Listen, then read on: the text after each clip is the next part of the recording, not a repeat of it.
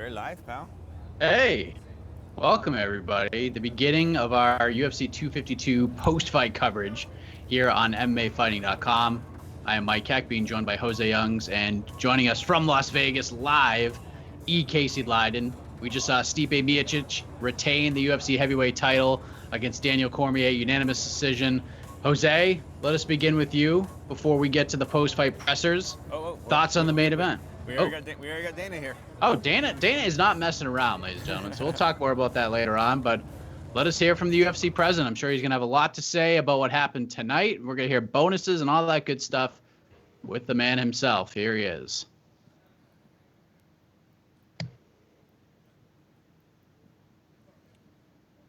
Fight of the night tonight was Kamaka versus Kelly. Two performances tonight were Pineda and Verna. $50,000. Congratulations to them.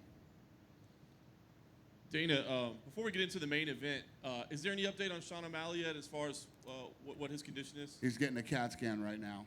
Okay, fair enough. I guess it's far too early to ask how Daniel Cormier is doing. He made it clear he couldn't speak, or couldn't see, I should say. Right. Any idea, you know? No idea. We're going to get him checked out. The eye looks bad, though. I mean, the eye doesn't look good at all. Yeah. So let's get your thoughts on the main event. Obviously, a very, very tight fight, you know, all the way through. What were your thoughts on the fight itself? Yeah, it was an awesome fight. I had it 2-2 going into the last round, and you know, it was the fight I think everybody thought it was going to be. And it was exciting. Both guys, how tough are both of those guys? I mean, both guys got poked in the eye. Both guys got rocked. Both guys, you know, they fought their hearts out, man. It was an incredible heavyweight championship. I was just telling, people were texting me saying that they were in bars and the bars were packed and going crazy. My son, who's going to USD, has a place down there on the beach, and he said people were lined up on the boardwalk looking in his window watching the fight, and so it was one of those. It was one of those heavyweight championship fights that felt big, and you know everybody was watching. It was fun. Obviously, we're all going to hope that Cormier makes a full recovery and that eye thing is just temporary. But I'm curious. I mean, you came in saying there's no way it's this guy's last fight. You know, with the way things played out now, do you still believe that there's no way that was Cormier's last fight? Yeah, I think I'll let him do his thing. I'm not going to comment on it. I guess he's not going to be here tonight. So yeah. Did he give you any message, or did he say anything? No, I didn't talk to him. He walked right out of the octagon, did his interview, and I'm assuming he's on his way to the hospital. Lene? Yeah? Lene? Yes? So you got some information you can't share with us, or? No. I just think, you know, Cormier, the way that guy is and the competitor that he is, he says, I'm not going out like that. I don't know. That's my prediction. With the eye poke, does that make it more that way to you, that there was something that maybe you can clearly point to, that he was, you know? Yeah, maybe. But listen, you can't look at the eye poke and, you know, take that away. There were two eye pokes. They both got poked in the eye. And Cormier, that eye was hurt before the poke. Right. We got a big group text that goes on, and I was like, there's something wrong with Cormier's eye. And then he got poked after that. That didn't help. Yeah. But they both got poked. You can't use that as an excuse. Obviously, we're not going to match make tonight, as usual, but John Jones jumped on Twitter and said, coming to heavyweight, you know, I'll see that title soon. As you sit here, I mean, does that make sense, a heavyweight title fight for John Jones? Or you got Ngannou out there who certainly believes that he's next. I mean, is there something that stands out to you right now as like, this would be the way to go? Francis is definitely next. I mean, you can't jump over Francis. Francis has been out there destroying everybody. And if you look at how long ago it was that he got that title shot, he's worked his way back. It belongs to Francis Ngannou. But yeah, John Jones going to heavyweight is very interesting. All right. Just a couple quick ones. We got the Adesanya Costa announcement officially tonight. We got a date. It's a new date. A location was missing on the announcement. Do we know a location? I know it was probably overlooked by the editing department or something like that. So can you reveal where that's going to take place? Not yet. I don't know what you guys think, but I predict that's fight of the year. Fight of the year. Is there any chance it happens here, or are we thinking Fight Island? I don't know. All right. That leaves a main event open on September 19th. Colby Covington, Tyron Woodley have both said we're fighting each other on September 19th. Is that main event done? Is that the fight? I think it is. Yeah, I think it's done. Okay. If it's not, listen, they're both talking about it on social media, so hopefully it's done. Nice. And last thing for me, Michael Chandler, kind of a big-name free agent, has said that he wants to come meet with you, wants to meet with the UFC. Is that a guy that you're interested in maybe bringing to the UFC? I would love to meet with him. Yeah, the guy's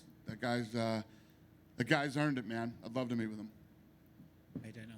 If tonight is Cormier's last fight, how amazing has he been to work with, and what's his legacy like?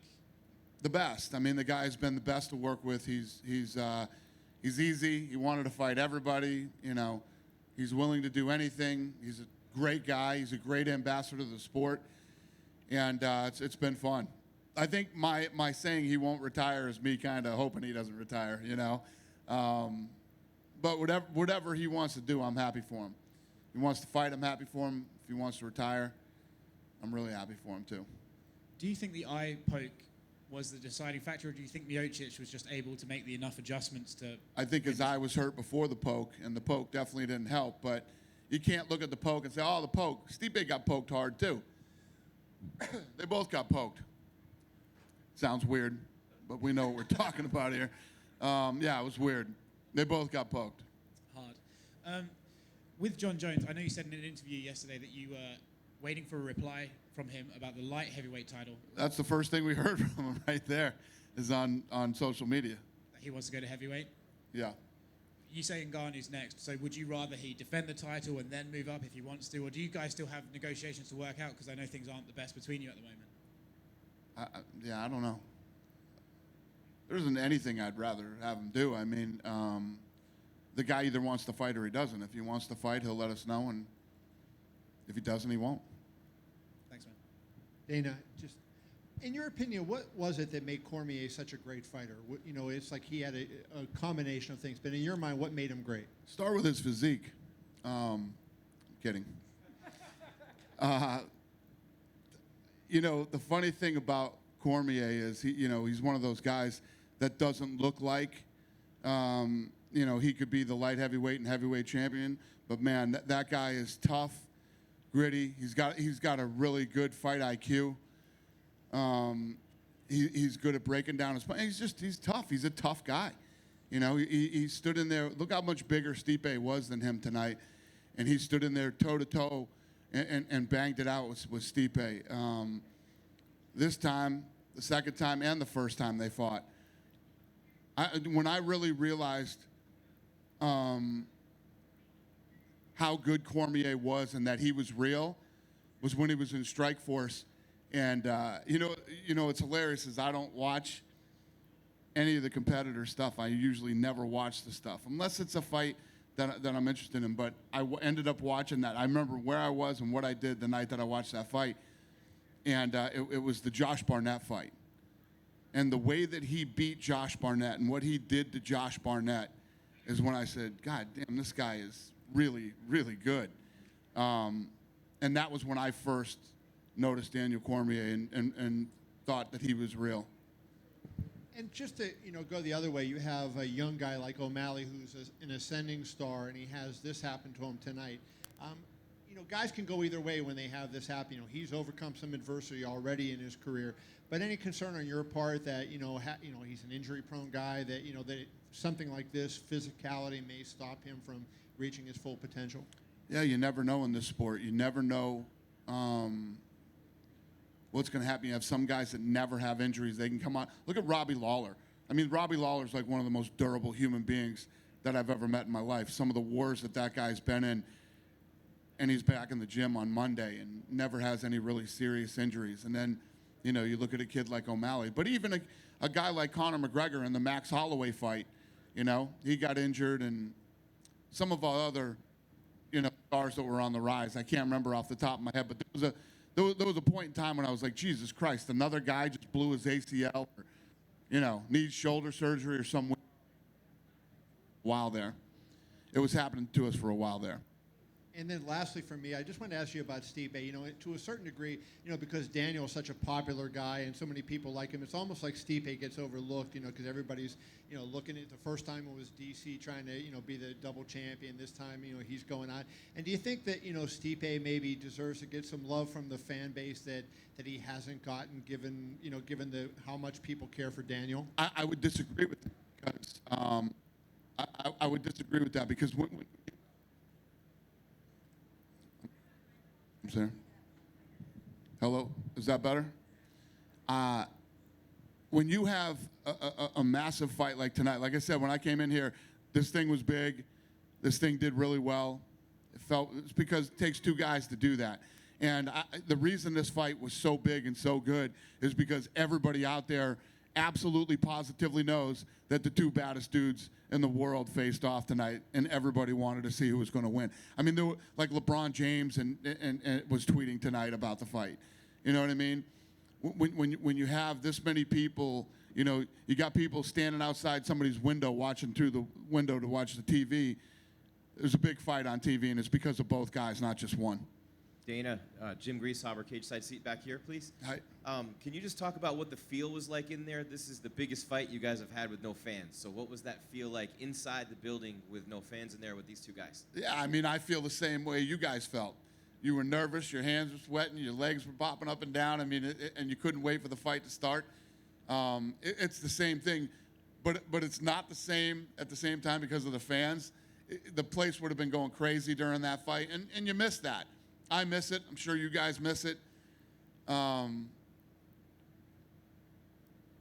Yeah, I don't know. I don't really know how to explain it, but we're missing the fans big time. But still, what a unique, cool experience to be sitting in that room with a handful of people and watch that fight live.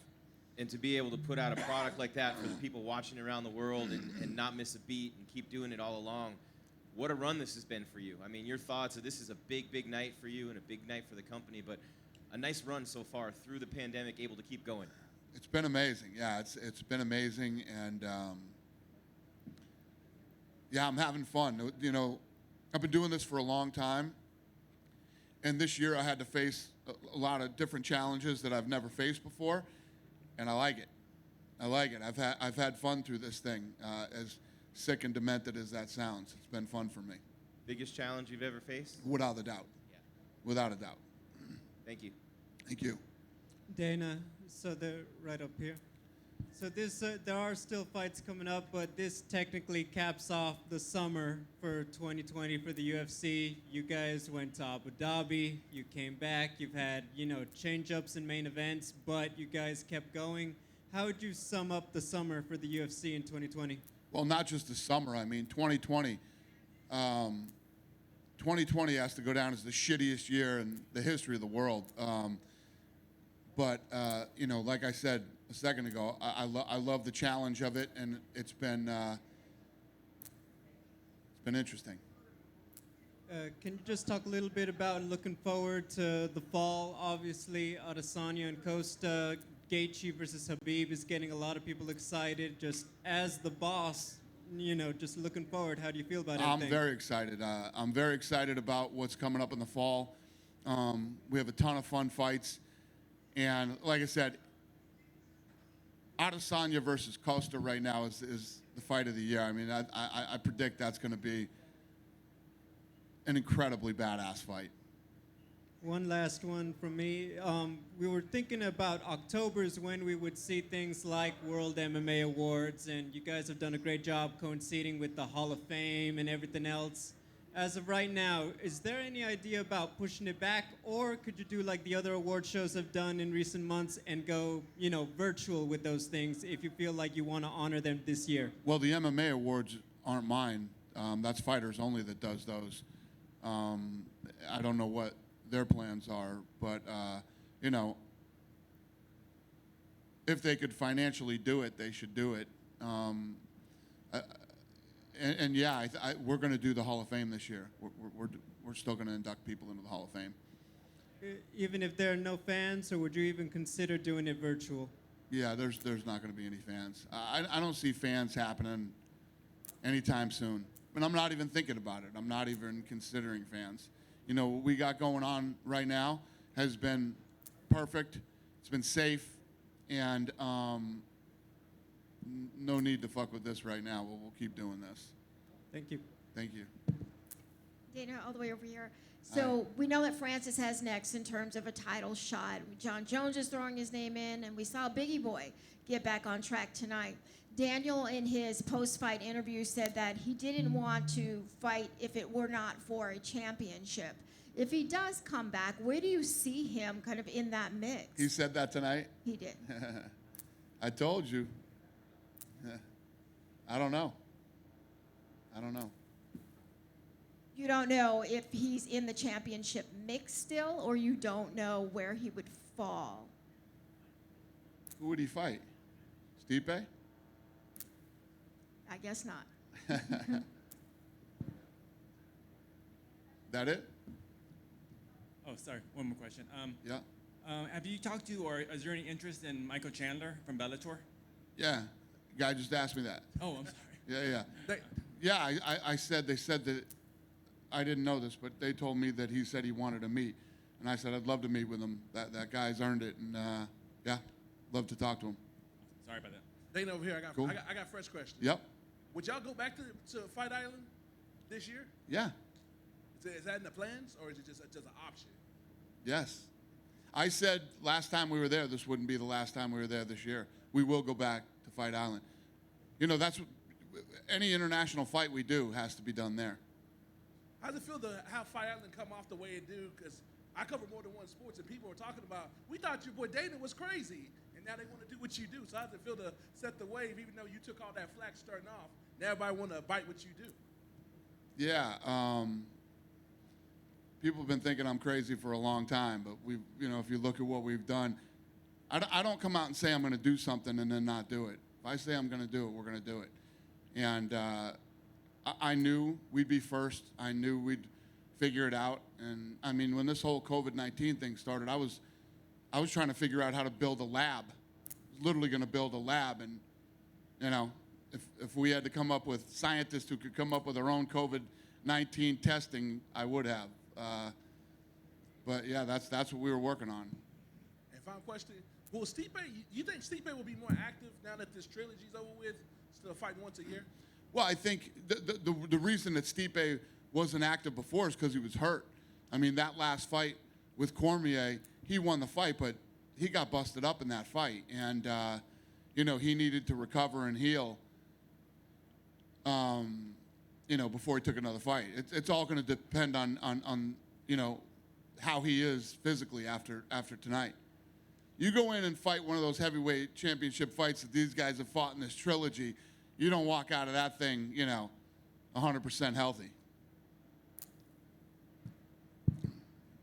Would you mind to talk a little bit more about Adesanya against Costa? Why are you so excited for this fight? Because I think stylistically it's the perfect fight. If you look at the way Costa fights, he puts pressure on you. He stays in your face the whole time. Adesanya likes to stay on the outside and pick you apart. I think that fight's going to be an absolute war. Just stylistically, it matches up really, really well. And both guys are animals. Both guys want this fight really bad. And I think it's going to be fight of the year.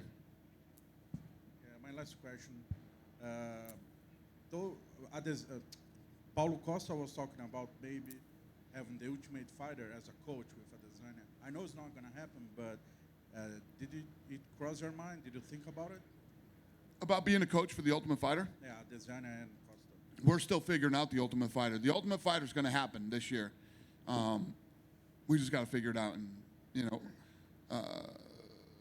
with all the crazy shit that's going on this year, it sort of put the Ultimate Fighter on the back burner when we were getting ready to do it, and now we're back to talking about pulling it off.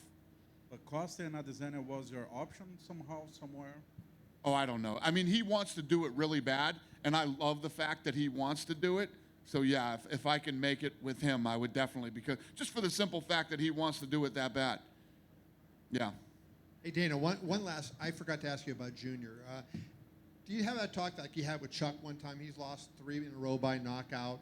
I think he's lost 6 of his last 11 by knockout. People talk about him being the great boxer. He's getting knocked out a lot, including 3 times in a year. Do you think it's time for him to think about it? Yeah, I obviously gotta.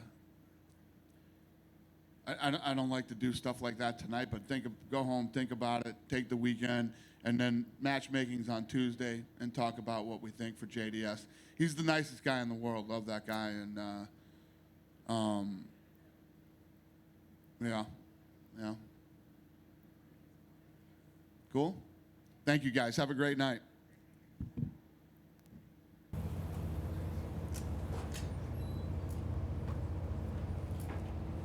All right. There he is. Big boss himself, Dana White. Wrapping up his post-fight scrum. A lot of interesting things said. A lot of questions uninteresting things said. A lot of uninteresting things said as well. Bonuses, in case you missed it. Fight of the night, which is awesome. First fight of the night. Kai Kamaka III versus Tony Kelly. Good for those guys. Getting a short notice opportunity and making the most of it. Daniel Pineda, 6 years after his last UFC fight with a huge win over Herbert Burns. We're up again. We're up again. Oh, and then Verna Biggie boy. Jandarova. But here's Biggie Boy, who arguably could have got a bonus as well. Congratulations on your victory. Obviously, another big name for you, a big finish as well. How did you feel about your performance overall tonight? Thank you, sir. I feel great. That's what we're looking for in my team. How did you feel after what happened in May, stepping in there tonight? I mean, was there any kind of added sense of I need to do something special or concerns after what happened in the last fight? I mean, you lost, you got something happened, you got to accept.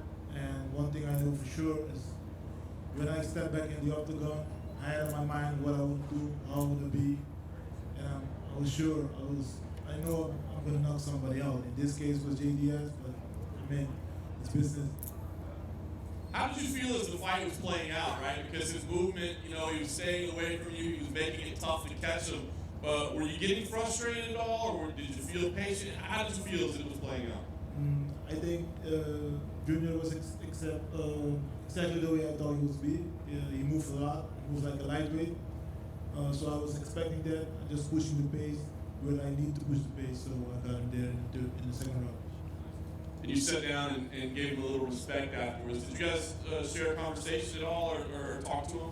Yeah, I just say thank you, and I appreciate him that he take the fight, because sometimes they offer you a fight, you can say no, and he accepts. So that makes him a great champion, and he's champion level. And yeah, I'm an upcoming guy, and fight against him was really nice. Last thing for me, you say you're kind of an upcoming guy. Certainly had the setback, but where do you feel you belong in that division? I mean, do you feel like you're developing, or that you're a contender right now? I'm developing for sure in the division. I think now the champions fight's happening. It's happened, and Francis is the next guy. So in the meanwhile, I'm gonna be there, right behind the corner, winning fights, and yeah. Trevino, I wonder if you could just make a comment about Daniel Cormier. You've seen some of his career and what he's meant to the sport of MMA. In your opinion, how great was he as a fighter, and what do you think he's meant to this sport? Daniel Cormier is, for me, he has an impressive career, and he does a lot for the sport. The fight he just did with Stipe was a lot of knowledge. He takes a lot of chances. He's a short guy in the heavyweight division. And I see a lot of things that I can learn from those guys. Both of those guys deserve it to be the greatest heavyweight of all time. Stipe and Cormier. They did a wonderful fight, and I mean, it was great.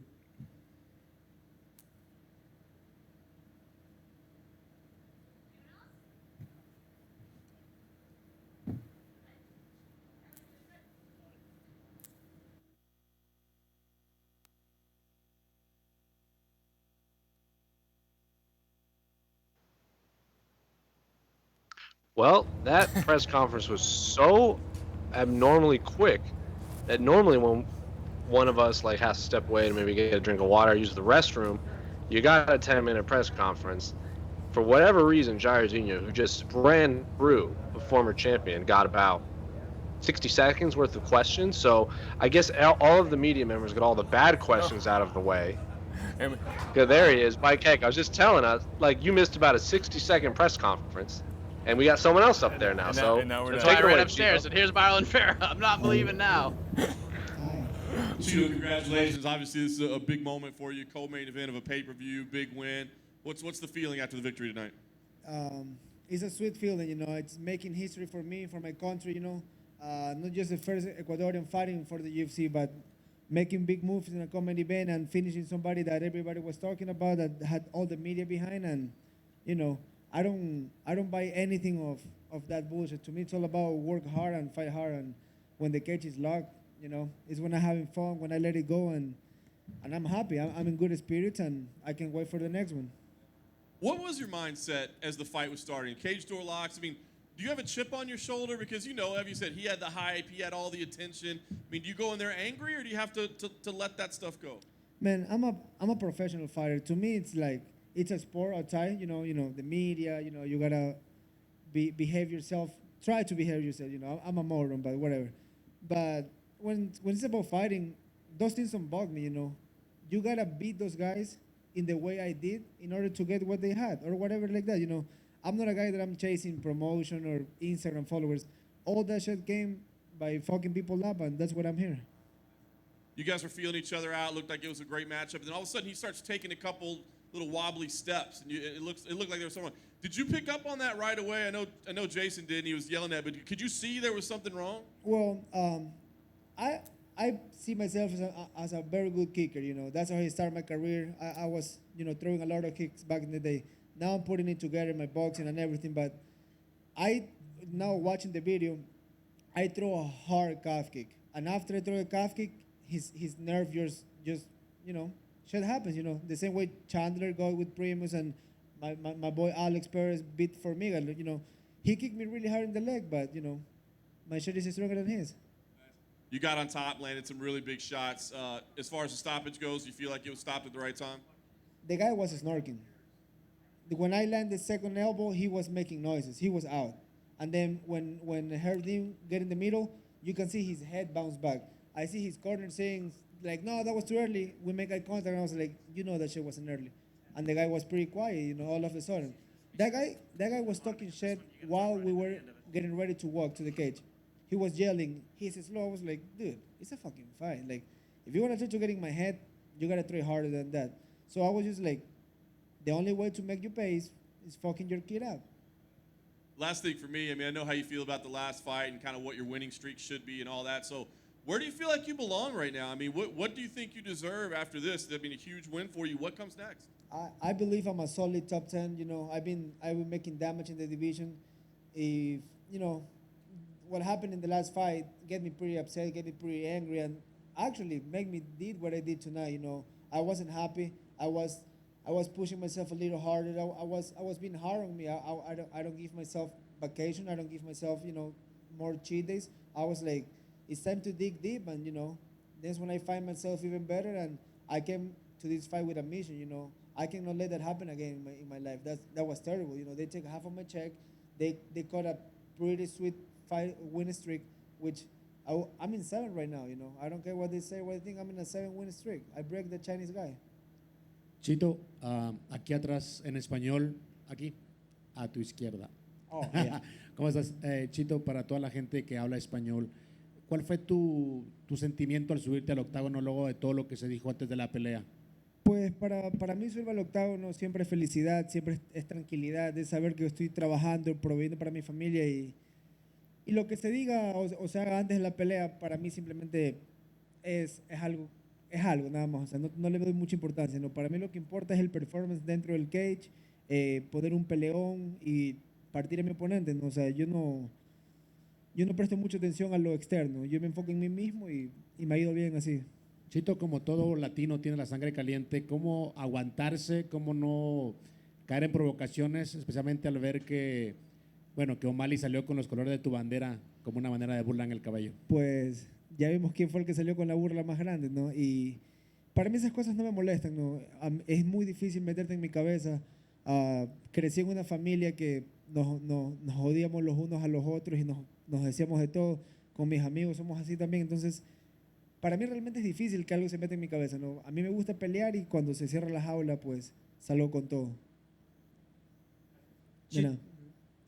Chito, I think a lot of people were going crazy about how honest you were that Joe Rogan's advice on his podcast helped you out. Can you tell us a couple more things you've gotten from listening to Joe Rogan? I think Joe Rogan pumped me up pretty good. The way he talks about inspiration, motivation, hard work, and stuff like that. That's something that I really admire from him. He seems to be like a solid guy. And, you know, when he talk about things like that, you know, he's a pretty good motivator. The way he says, conquer your inner bitch, push yourself. And I remember a long time ago, they talk about the immigrant mentality. And I captured that pretty good because that's me right there. That's the meaning of being myself, you know. Coming from a small town in Ecuador, moving to California, my whole family, buying a house, and keep going forward, trying to achieve my dreams and keep my family safe and happy.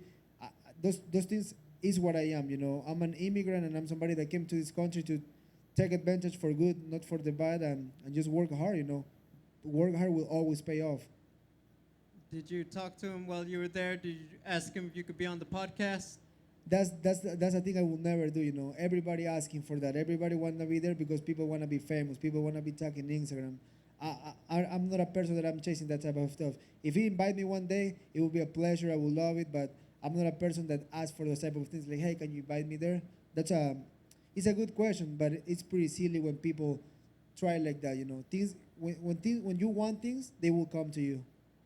You talked about during the quarantine, you just had time to train, dye your hair, and get tattoos.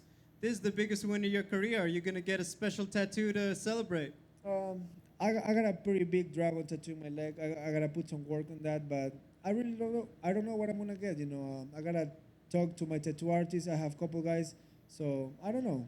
And, you know, what I'm going to do is, you know, take my family out, spend time with my kids, because when I'm in camp, in all the quarantine, I was training like a maniac. I was running every day. I was hitting the bag. I was, you know, I was losing my head in a good way. I was just training like an idiot because there was nothing to do. Everything was closed, and I was might as well get in a crazy good shape. And, you know, that's what makes you win fights.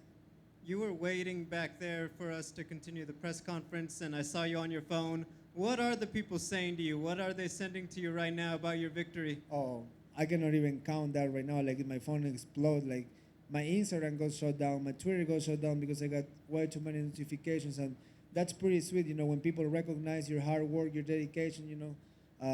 Steve-O was saying congrats.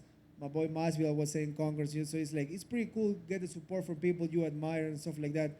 Kelly Slater called me earlier, and those things are pretty sweet, you know. Those things count more to me than, you know, have, you know, stupid hype or shit like that, you know. When Conor said it better, real recognize real, and I like that. Congrats. Thank you, man.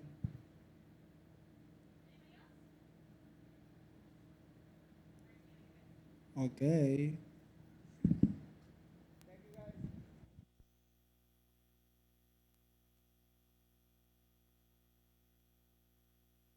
Vera, we'll be talking a lot more about that on the post-fight show a little bit later. And if you want to hear more from Marlon Vera, I believe he will be on What the Heck this week. We are working on that already. So good news for that. We'll get to hear a little bit more about Marlon Vera's big win over Sean O'Malley tonight. I think we're just awaiting Stipe Miocic, and apparently Jairzinho Rosenstrike had the shortest press conference in the history of press conferences. Some of the people there they used all their bad questions for Dana, and they saved the rest of their bad questions for Marlon. Well, I was gonna ask Rosenstruck about Michael Chandler, but apparently that was been asked already. So. Outstanding. I see movement in the back. That means a little break in the action. No, there's food here. What is it this time? Mini pizzas, or is it they give you Raisin Canes, or do they give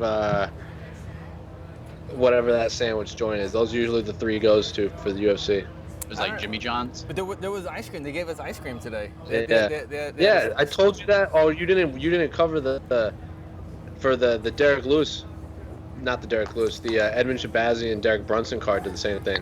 Yeah. Because that was the joke that me and Kenny were saying about try the snow cones. Did you try the snow cones? Actually, I got it because they had dip cones. So I got a dip cone. That's what I was saying. You gotta go for the dipping cone. You gotta go. If you go to like on the weigh-in show, I was like, Casey, you're talking a big game on these snow cones, but as soon look at that. Look, I see it's personal pizzas per usual. I would get one, but I'm. Gotta get that soy liquid paste soy in. I'm like Gino. I'm on my pandemic diet. I'm on my pandemic Sure. diet. Well, you know who might enjoy a dipped ice cream cone is Stipe Miocic after his big win over Daniel Cormier. He is still the heavyweight champion. He's got a lot of options right now. So while we await for Stipe's arrival, Jose, your thoughts on the main event, the end of the trilogy, and perhaps, although he didn't close the door and lock it completely, the last fight of Daniel Cormier's career? I think it's going to be the last fight of Daniel Cormier's career. Stipe won. Both got eye pokes. I think Casey said it best. I think it was on Twitter. It was like, greatest heavyweight trilogy of all time was decided by a bunch of eye pokes, which is kind of a bummer, but Stipe won. It is what it is. I didn't have an issue with the scorecards whatsoever. It seemed like as soon as they said 49-4, like you saw DC kind of standing there, like listening to the scorecards. As soon as he heard 49-46, he knew. He's like, Stipe won this. And then even at the post-fight interview with Joe, he's like, it is what it is. I got poked in the eye. I'm not going to complain. So going out, right, like you all know DC's not going to be one of those fighters that's going to complain about anything, especially in a fight. You can tell it's really heartbreaking, though, that all of this anticipation and buildup was decided on not just an eye poke. Like, he basically got stabbed in the eyeball. Wow. That is even if he wasn't retiring, I would have to imagine he wasn't going to be fighting for a while. Because he basically got a full-on finger into his eye socket. So, just a disappointing. Champ is here, though. Here. Win is a win. Stipe is still the champ. And still. More on that on the post-fight show. Let us hear from Cleveland's own Stipe Miocic.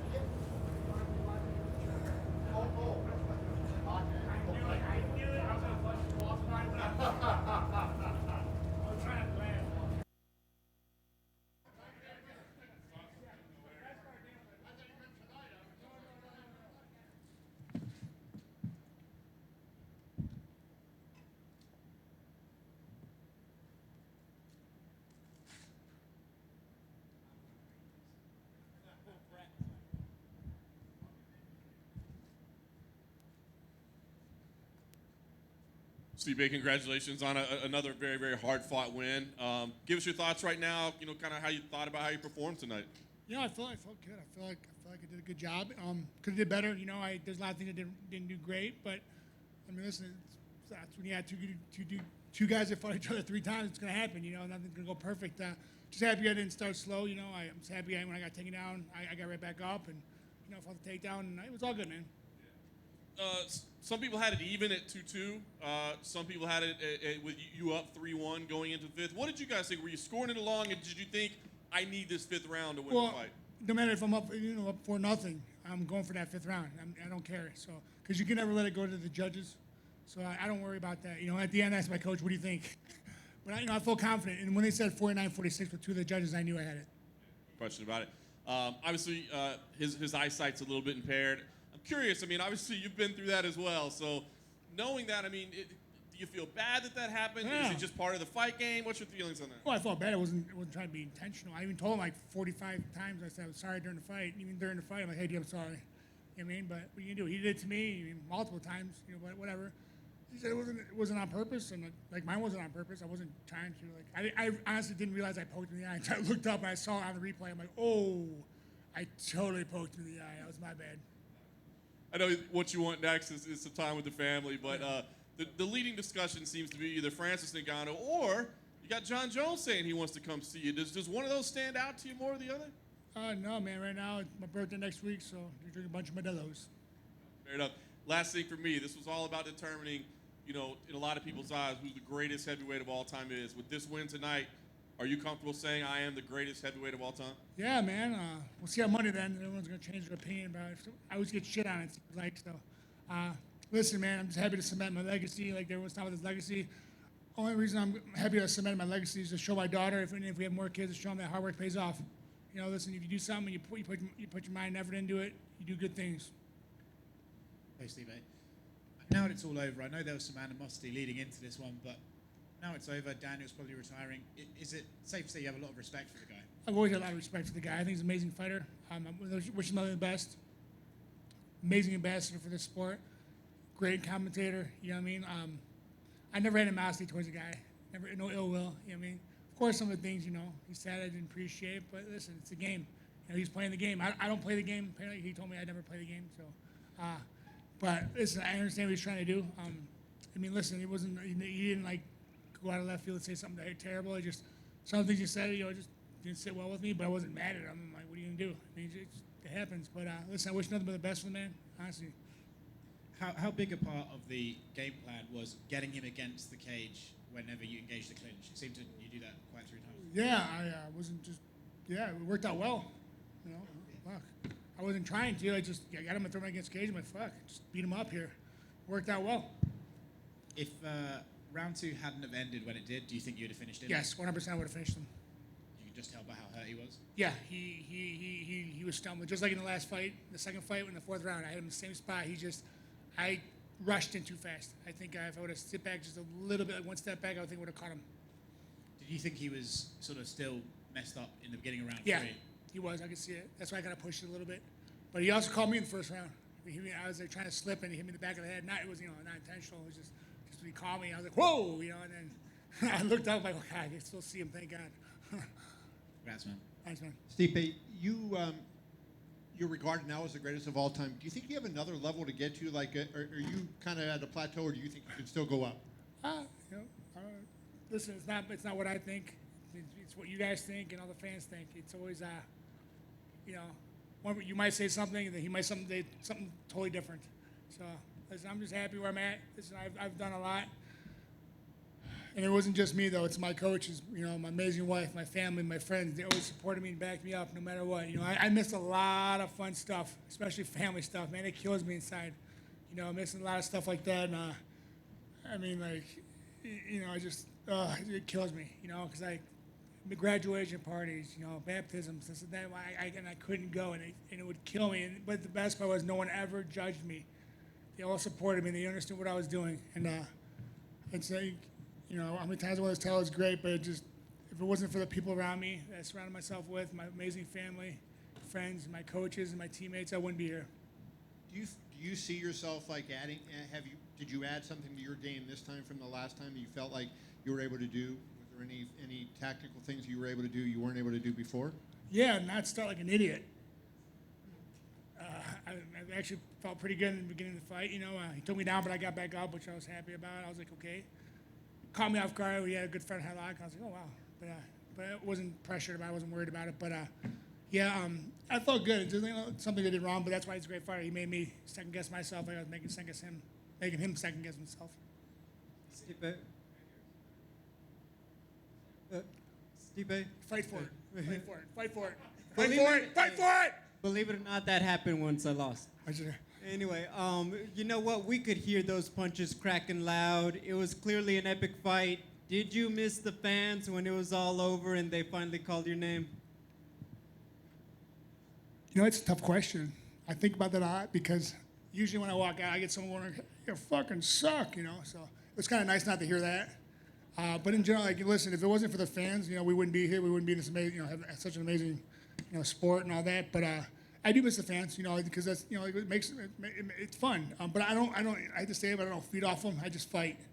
But it was kind of weird, and having fans means I'm in a bigger cage. So I was in a bigger cage, but it is what it is. But hopefully this calms down and we get fans back in the arenas.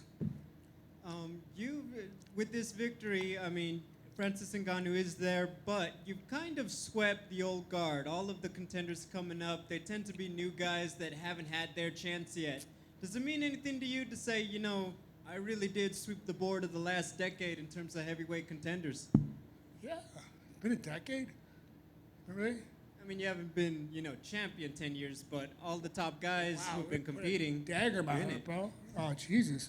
I'm joking. Yeah, man. Listen, yeah, I'll fight anyone. I don't care. Listen, I love what I do. You know what I mean? I hear you. Final question from me. Can you explain to us what is the reception like when you go back to the Firehouse in Cleveland? They shit on me more than anyone ever shit on me in my life. They make me do things I don't want to do. It's all awesome. That's why I love the fire department. I love my brothers. They're awesome. They make me feel like one of them. You know, there's I don't get any special treatment. I'm just one of the dudes, and no one ever second guesses it or says anything. I'm very lucky to be part of such a great department. Did you see that the Las Vegas Fire Department Yep. came out? My logo. It's pretty sweet, right? Did you see it when you were driving up, or did someone show you a picture? I saw a picture of it, yeah. That's badass, dude. That's called love right there. It's brother. You know, we're not in the same department, but it's all brother. We all fight the same fight. Congrats, Stipe. Thanks, homie. All right, let's see if the second one works. Stipe, Jim Greasehaber, cage side seat. I want to pick up on the whole first responder thing because you made a lot of comments when COVID first happened, and we talked about it a little bit a couple days ago, but you have so many first responders and firefighters and people walking in there with you. How much do you feel that when you're fighting, and how proud does that make you to be able to get I know you do the coffee, you do so much with these guys and women, and they're with you wherever you go. How much do you feel that right now? It's awesome, man. It's just anywhere I go, you know, and I'm no better than anyone else. There's firefighters that are better than me, paramedics that are better than me, but I love all the support, man. They're just like, what's up, guys? You know, like, just something about the whole thing, man. No matter what city it is, you go you walk to a fire station, they treat you like one of their own. And what about Cleveland? Not a lot of success on the sports side over the years, but I mean, not much going on. Apparently they got a heavyweight champion that's winning a lot of titles. Champion. There you go. That's what I'm saying. So now to put you should yourself sit down there, now for that comment. I'm joking. Well, I was going in the right place. I know you were. For you to be the guy who's carrying that torch and kind of put an end to all that misery for Cleveland sports fans, that's got to feel good too, because you're one of them. I mean, I know a couple years ago we won a title, almost won a World Series. So I mean, we're not too bad, and we're still decent. The Indians are one game out of first place. I mean, come on. The Browns are looking to look good. Hopefully, we have a season this year. I'm telling you. Listen, Kevin, I will take you down. There'll be another fight tonight, you and me. And then last one for me, you've said you think about retiring after every fight, but you haven't mentioned anything. You look happy. Hell yeah, I'm happy I won. Happy, but I'm saying, like, usually you say you want to think about it a little bit, but Yeah. You're not saying that now. You're ready. Are you reinvigorated, rejuvenated? I guess so. I don't know. Everything changes every day by day. You know, I'm going to go home, hang out with my wife, especially my daughter, and go swim in the pool and just enjoy life. All right. Thank you, man. Congrats. Yes, sir. Stipe right here. Kenny Johnson, MMA Power Hour. Now that you got the belt, you got DC behind you, the trilogy behind you, will we see you more active? Will we see you again before it in 2020? Or are you just going to chill out? Yeah, I'm thinking I'm going to stay out for another year or so to piss people more off. You know, because my whole plan this year was to have a tear in my retina, and then a pandemic hit. That was my plan, so I didn't have to fight. But yeah, listen, man, I'm gonna go home, heal up, and then figure out what they want to do with me, and figure what's the best plan. With there being no crowd and stuff, you kind of have to be unique to kind of hype yourself up. Did that MGK kind of get you going a little bit more than normal today? I saw you had a little pep to your step when you came out. Sorry. Yeah, definitely. That helps me a lot. Trust me. That's a great song. I love that dude. He's a good dude. And also, I don't know if you guys know this, but when another man's trying to beat your ass, that kind of gives you the fight or flight syndrome, and you got to fight for that kind of gets me going a little bit too. But that song definitely. I love that song. It's everything about Cleveland. And now with DC put behind you, and you won the rematch with JDS. Would you ever want to fight Stefan Struve? Just to everybody that stood in front of you, you say, I beat their ass one time. Yeah, I mean, I'll fight him. Listen, like I said, I'll fight anyone. No, I'm saying, because I'm about to fight Kevin here if he keeps talking shit. I'm saying from a legacy standpoint, is that a big deal to be able to say you beat everybody stood in front of you at least one time? Yeah, I mean, I'm not worried about the legacy like with that, dude. Listen, I've done, that was early in my career. I was naive, I was young. I thought I was unstoppable, and I'm glad that was the best thing that ever happened to me. I was getting stopped like that in Nottingham. Is there one person you had to see before you retire at this stage, since you got all these young lions that keep calling your name, like the Curtis Blades and stuff of the world? Yeah, man. I'm doing something right. If they keep calling this old man out, right? Apparently I'm old. Everyone thinks I'm retiring. So goddamn, do you guys even want me here? Like, you guys always talk about retirement. Like, let me be. Congrats as always. Yes, sir. Thank you, sir. Hey, champ, that's what I'm going to ask you about. All right, schmo. Congratulations on the victory. At this point of your career, what do you have left to prove? No one in the heavyweight division has successfully defended that title more than you. You are the GOAT. The boss man recognizes you as the GOAT. What do you have left to prove at this point in your career? A lot of things have improved, man. I just keep winning. I like winning. Winning's fun. What's going to motivate you for the upcoming fights in your career? My family, my daughter. I want to make sure they have a great life. You know, I want to make sure that they're taken care of. God forbid something happens to me, they'll be taken care of. Was this the best physical shape you've been in the 3 fights with DC? Yeah, I think it was. I think so. I felt good. I mean, everyone said I looked thin, but I weighed more than I did last time. And the eye poke that he gave you in the first round, how did that one vary from the other ones he's given you in the other fights? I mean, it hurt. You know, I felt bad I gave him one. I didn't realize I did. Honestly, I was not trying to. Until I looked up and saw it replaying between rounds, I felt bad about it. It was not intentional. But yeah, it hurt, but I was good. I just needed some time. It was just burned for a little bit, and I was good. Congrats, champ. Yes, sir. How you doing, sir? Yes, sir. Nice mustache. Oh, thank you. I have a question for you, but where's your mustache? You had a great one. I know. It's called the wife, and she doesn't feel it sometimes. Ooh. Yeah, like it starts like a Tom Selleck, and it just kind of gets out of control, and then I don't know. You know what? I'm gonna go back out. You're the champ. You can do I can do what I want. I'm the alpha of my house, not really, but yes, I'm gonna try. Well, I was gonna ask though. In the first fight, of course, you got hit that big shot from DC that the fight ended with. But you also in this fight got hit. To me, it looked like very similar shots, kind of when you broke off from him. Yeah. But you were just taking him better this time. What was the difference? Were you just prepared for it? Or? Yeah, I knew it. Just you know, it wasn't being an idiot. You know, he did catch me in the first round. He did rock me for a split second. You know, I kind of was wobbly for like a half a second. Then I got my bearings straight, and I was good. But yeah, I think you know, I just knew what was coming, knew what was happening. I saw it coming. That was what it was. Thank you. Yeah.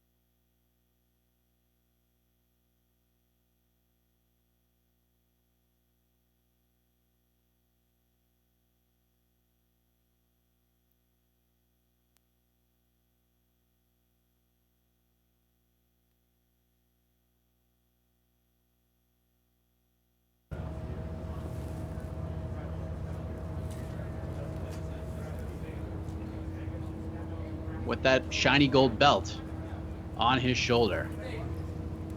And UFC 252 is in the books. We're not done talking about it. We're not. We got more to say to all of you guys. You guys have some things to say to us. Casey, what did you think, man? UFC 252, you're in Las Vegas. Definitely a different feel. How was your experience tonight? We missed the crowd. I missed the crowd. Like, especially when they announced and knew and still,